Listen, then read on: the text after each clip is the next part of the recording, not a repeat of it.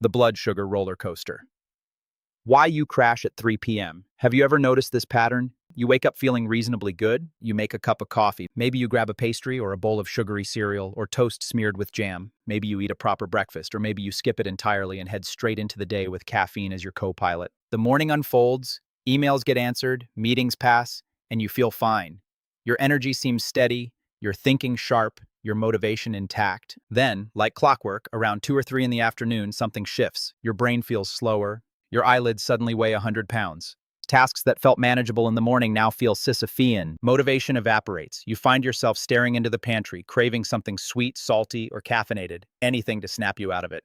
Coffee goes from a comfort to a perceived necessity. Sound familiar? Most people assume this afternoon slump is simply normal. Part of getting older, part of a busy life, just one of those things to power through. But what if it isn't inevitable? What if that 3 p.m. crash is a clear biological signal, one your body is sending about how it's handling energy? Today we're going to lift the hood and look at the fascinating physiology behind these daily energy drops. Blood sugar, insulin, metabolism, cravings, and the many reasons so many of us hit the same wall halfway through the afternoon. Let's begin with a basic question. What exactly is blood sugar? Blood sugar, or blood glucose, is the primary fuel for many of your cells, most importantly your brain. Your brain is an energetically greedy organ. It uses a large proportion of the body's total energy, but has very limited fuel storage. Unlike muscle, which can store glycogen, the brain depends on a steady supply of glucose delivered in the bloodstream. That means your body works constantly to keep blood sugar within a healthy, narrow range. Not too high, not too low, just right, like a thermostat that keeps a room comfortable. When that system is stable, your energy and cognition feel consistent. When it's unstable, you notice, and often right in the middle of your afternoon. Imagine your body as a high-performance sports car. Blood sugar is the fuel. Insulin is the traffic controller, directing the fuel into the right places. Your cells are the engine, converting fuel into work. When everything functions smoothly, energy flows, performance is steady, and you're in control. But when fuel arrives too fast or in too great an amount, or when the traffic controller overcompensates, chaos can appear. Welcome to the roller coaster. Let's talk about breakfast, since it often sets the tone for the whole day. If you eat a very sugary breakfast, a sweetened coffee drink, fruit juice, pastries, highly processed cereal, white bread, or if you skip breakfast and rely on caffeine alone, blood glucose can spike rapidly. In response, the pancreas releases insulin, a hormone whose job is to move glucose out of the bloodstream and into cells where it can be used or stored.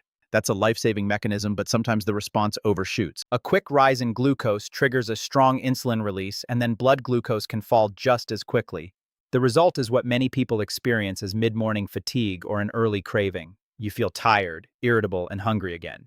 You reach for something quick because your body is signaling a need to restore fuel, fast. The same cycle repeats at lunch.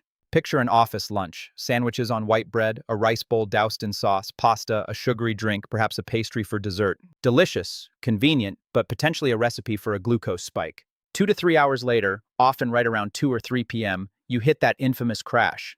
It's easy to assume the answer is more caffeine, but frequently the underlying issue is metabolic instability, your body's inability to keep energy steady over time, and your brain is the first organ to register the consequences. This is where insulin resistance becomes important. Think of insulin as someone knocking at a door to deliver fuel. The first few knocks work, and the door opens.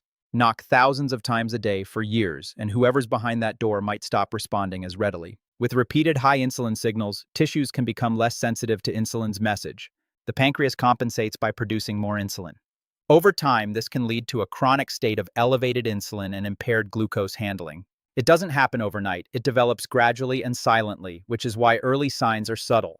Afternoon fatigue, persistent cravings, brain fog, increased hunger, trouble losing weight, and reduced energy resilience. These symptoms aren't always solely due to blood sugar issues, but they are often connected. Let's zoom in on the brain for a moment because it craves stability. Your cognitive performance peaks when energy supply is consistent, not when it's bouncing wildly up and down. Sharp spikes and troughs in blood glucose can impair attention, slow decision-making, worsen mood, and produce that fuzzy-headed sensation people describe as brain fog. Rather than blaming willpower or intellect, recognize that physiology is often pulling the strings. But blood sugar is not influenced by food alone. Sleep is foundational. Even one poor night's sleep can reduce insulin sensitivity, making glucose regulation less efficient the next day. That means poor sleep can make you more likely to spike and crash, increasing cravings and degrading mental clarity. It helps explain why poor sleep and poor eating habits often go hand in hand. The body is operating under altered biological instructions. Stress matters too. Cortisol, the body's principal stress hormone, readies us for action by mobilizing energy, releasing stored glucose into the bloodstream. That was extremely useful when immediate physical danger was a daily reality. Today, the threats are more likely to be emails, deadlines, traffic, or financial stress, but the biology responds similarly. Higher cortisol can raise blood sugar and alter appetite and energy patterns, contributing to that afternoon slump. One factor people rarely consider is muscle mass. Skeletal muscle is one of the body's largest sinks for glucose. When muscle is active and metabolically healthy, it helps buffer changes in blood sugar. In other words, the more metabolically active muscle you have, the better your body can smooth out glucose fluctuations. That's why strength training isn't only about aesthetics or athletic performance, it's a potent metabolic strategy. Every squat, push-up, and resistance session improves the body's capacity to handle incoming glucose. Movement in general is deceptively powerful. Simple habits like taking a short walk after a meal can make a measurable difference in how glucose is handled. You don't need intense workouts. Light activity activates pathways that help muscle take up glucose independent of insulin. A brisk 10-20-minute walk after lunch, for instance, can significantly blunt a post-meal glucose spike compared with sitting at your desk. We're also living in a new era of accessible physiology. Wearable technologies, continuous glucose monitors, CGMs, sleep trackers, smart rings, heart rate variability monitors, and readiness scores let you observe your body's responses in real time. Suddenly, the invisible becomes visible. You can see how a particular meal, a late night, or a stressful meeting affects your glucose and recovery. One of the most surprising findings from CGM users is how individual responses can be. Two people can eat the same meal. One may have a gentle rise in glucose, the other a dramatic spike. Biology is personal, and that variability is exactly why personalized approaches are the future of better health.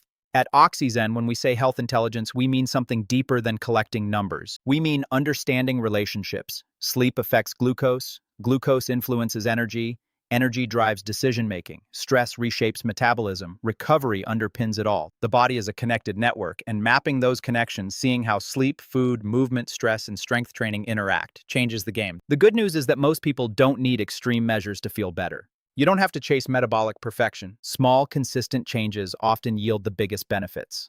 Focus on stability. Prioritize protein and fiber at meals to slow glucose absorption. Include healthy fats to increase satiety. Choose minimally processed carbohydrates when possible. Aim for regular movement, especially after meals. Build strength with resistance training a few times per week. Prioritize sleep and adopt stress management practices that work for you, whether that's breathing exercises, brief walks in nature, or simple mindfulness.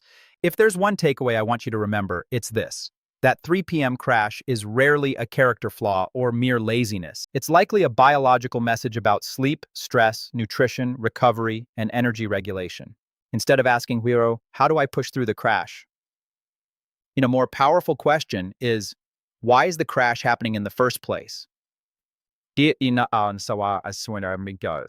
When you learn to read the signals your body is sending, you stop fighting against your own biology and start working with it. I'm Dr. Nitin Yende. Thank you for joining me on another episode of OXYZEN Health Intelligence. Your energy isn't random, it tells a story. Learn to read that story, and you'll make clearer, kinder, more effective decisions every single day. I'll see you in the next episode.